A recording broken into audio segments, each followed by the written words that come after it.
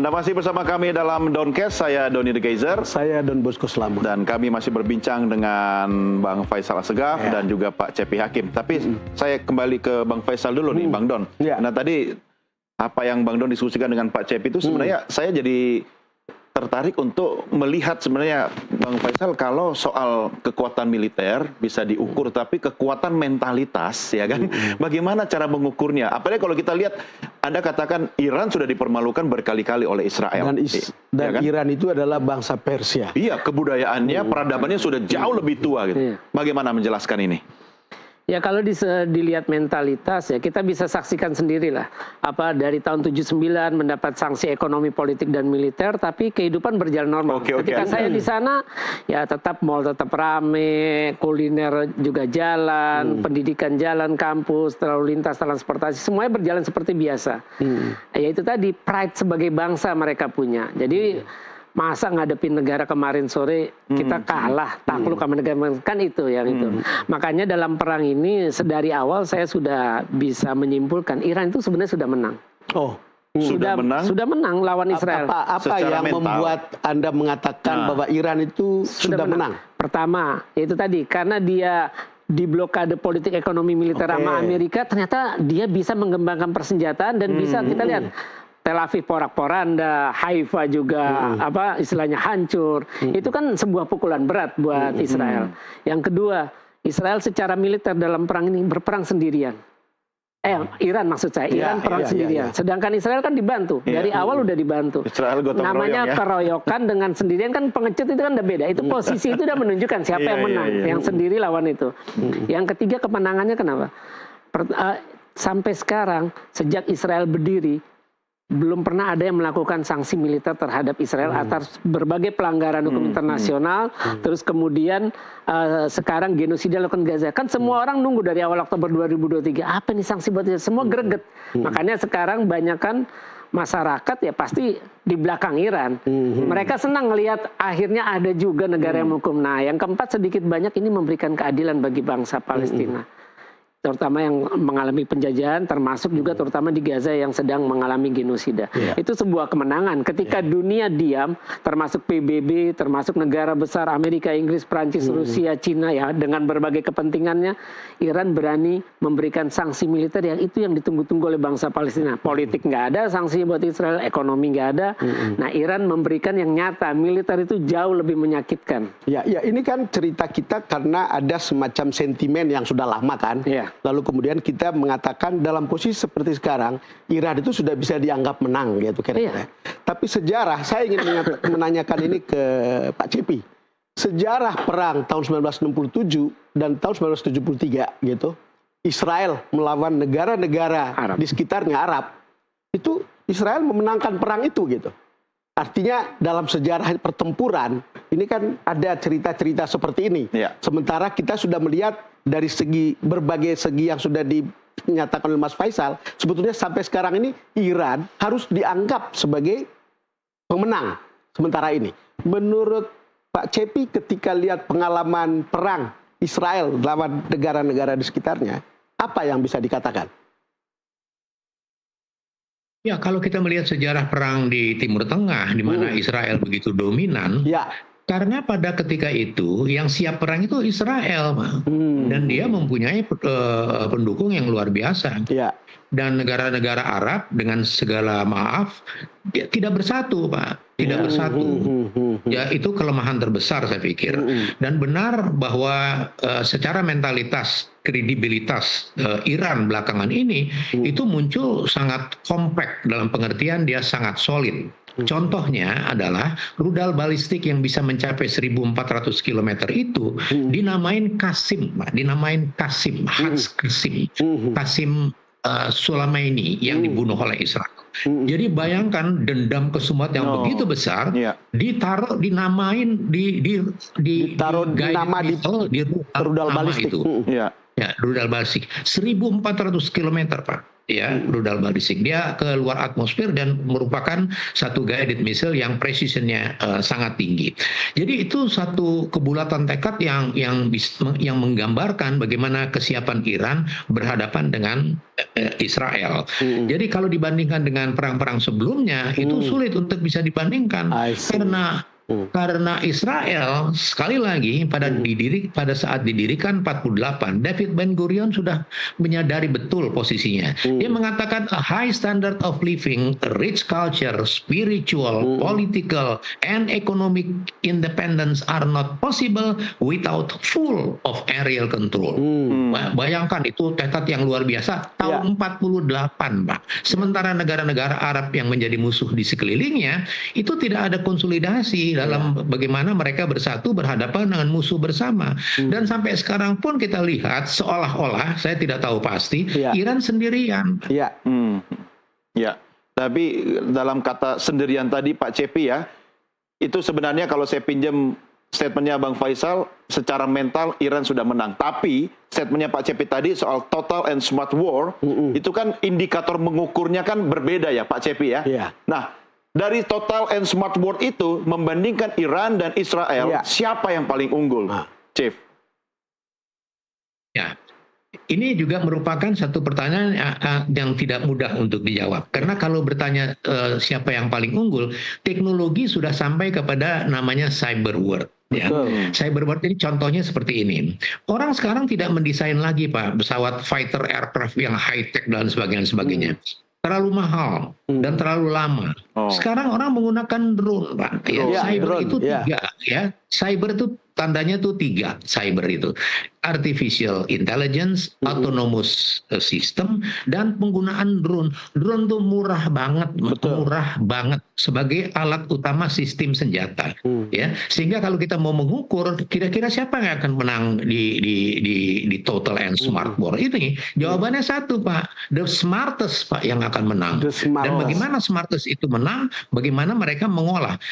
Sekarang ini Pak. Ya, sekarang ini yang terjadi antara Iran dan Israel itu yang bekerja terus 24 jam adalah Research and Development Division tentang bagaimana pertahanan dan offensive system didesain, Pak. Dia tidak berhenti, Pak. Ini kalau perangnya berhenti, tapi mereka itu berjalan terus, Pak, R&D. R&D ini didukung oleh siklus dari education and training, dan dia juga tidak berhenti, Pak. Dan ini yang terjadi di Israel dan Iran dan sekarang di China, Pak. Bayangkan kita melenceng sedikit. China itu sekarang membangun sistem senjata yang ugal-ugalan, Pak. Dia nggak peduli lagi dengan sertifikasi global. Dia sertifikasi sendiri aja, jalan sendiri aja. Kenapa? R&D and Education and Training. Kenapa? Karena dia berhadapan dengan domain baru, teater pertempuran, air battle yang berjudul Total and Smart. Sekarang begini Pak, ini mungkin saya mau tanya ke Mas Faisal ya. Ini pikiran awam sebetulnya, nanti mungkin Pak Cepi bisa meneruskan. Pikiran awam ketika persenjataan Israel itu bisa menembak sasaran dengan presisi, termasuk terhadap pemimpin-pemimpin militer Iran, termasuk intelijen, kepala intelijennya, itu kan menggambarkan soal sophisticated dan superior teknologi dengan presisi yang tinggi gitu.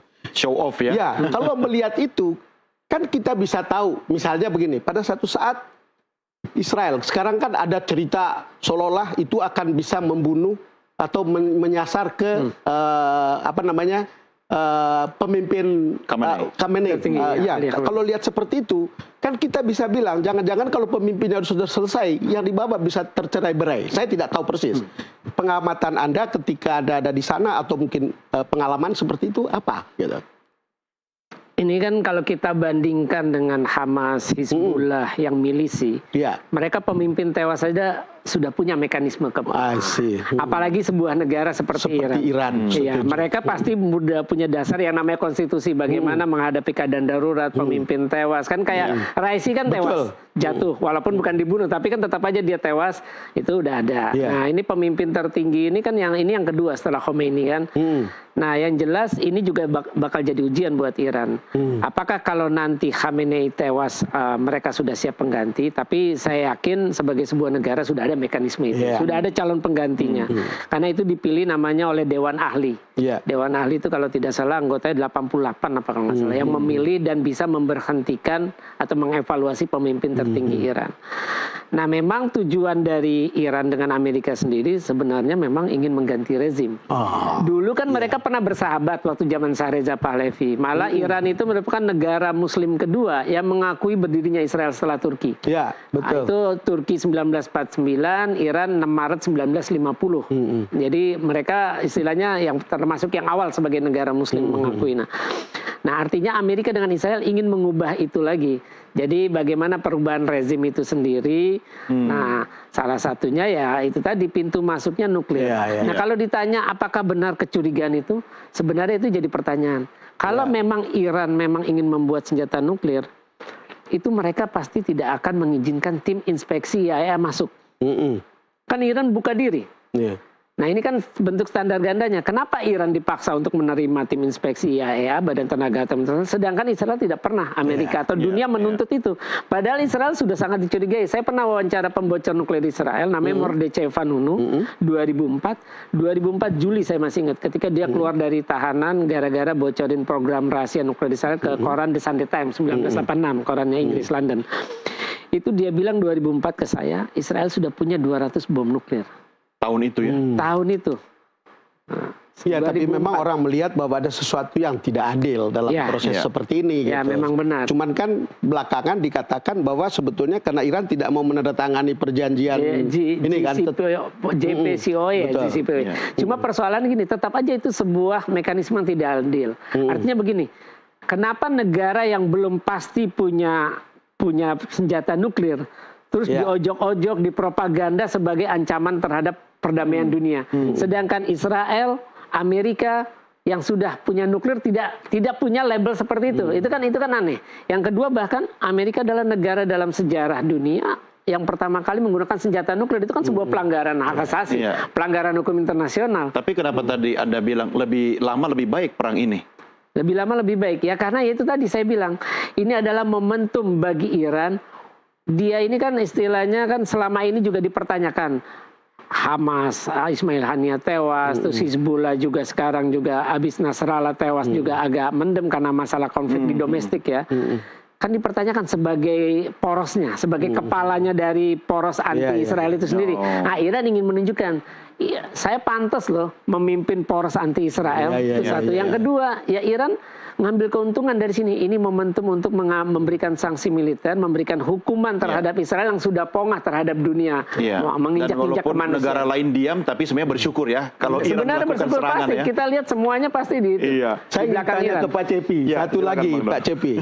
Ini kita berdasarkan berita, informasi yang kita terima yang mengatakan bahwa Israel bisa menyerang sebegitu dalam ke Iran dengan pesawat tempur, itu karena mata-mata Israel atau Mossad itu sudah banyak sekali yang sudah memahami situasi internal Iran begitu.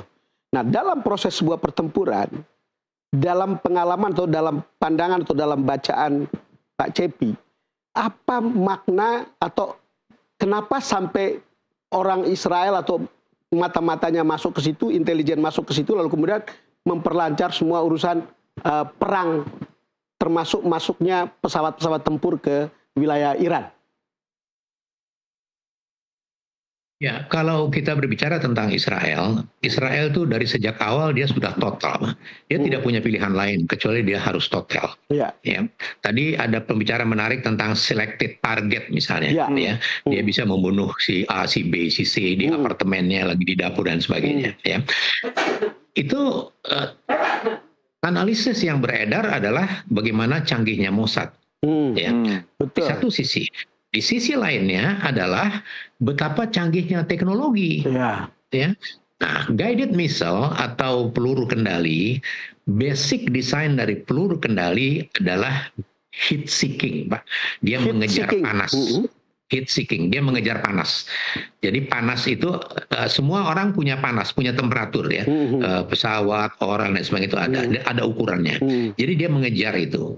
Makanya dia bisa terkendali. Nah, yang dibicarakan di beberapa kalangan dicurigai dengan bantuan Mossad, Israel itu sudah memiliki selected target dengan peluru kendali tertentu ya, entah roket, entah missile, entah apa, yang DNA seeking, Pak. Ya, walaupun ini mungkin terlalu berlebihan atau terlalu lebay ya. Tetapi kalau kita melihat realita, bagaimana dia memilih selected target yang persis kepada orang-orangnya satu persatu, bisa saja terjadi. Kita nggak tahu apakah itu namanya DNA seeking ataupun apapun seeking, tetapi itu adalah kerja intelligence, Pak, yang nanti kita baru tahu setelah berapa puluh tahun setelah ini mungkin. Tetapi itu sudah dimiliki oleh Israel. Kenapa dia sudah miliki? Karena memang dia born to be total, Pak. Dia membentuk Darul 48 itu dia total. Sementara negara-negara sekelilingnya belum total, belum melihat itu sebagai ancaman besar. Dia ini mungkin bisa diiniin, mungkin bisa begitu, dan masing-masing negara-negara Arab, sorry to say, punya pandangan sendiri-sendiri, Pak. Ada yang sudah membuka hubungan diplomatik, ada yang tetap konsisten dan sebagainya. Dan intinya sebenarnya adalah konflik kepentingan ini berdasar pada perebutan dua aja, Pak, sebetulnya, teritori dan natural resources. Itulah sebenarnya biang dari manajemen konflik. Ya, baik. Kita makin kesini makin asik, tapi kita harus rehat dulu ya. Kita akan lanjutkan diskusi kita sambil pemirsa juga bisa menyiapkan secangkir kopi atau teh. Tapi kalau di Iran apa itu, Bang Faisal, minumannya? Chai teh ya, sama lah ya. Sama, Sahih kalau lah ya. Oke. Cuma beda rasanya kalau di atas drone berterbangan ya. Oke, kita akan segera kembali. Tetap bersama kami, Downcast segera kembali sesaat lagi.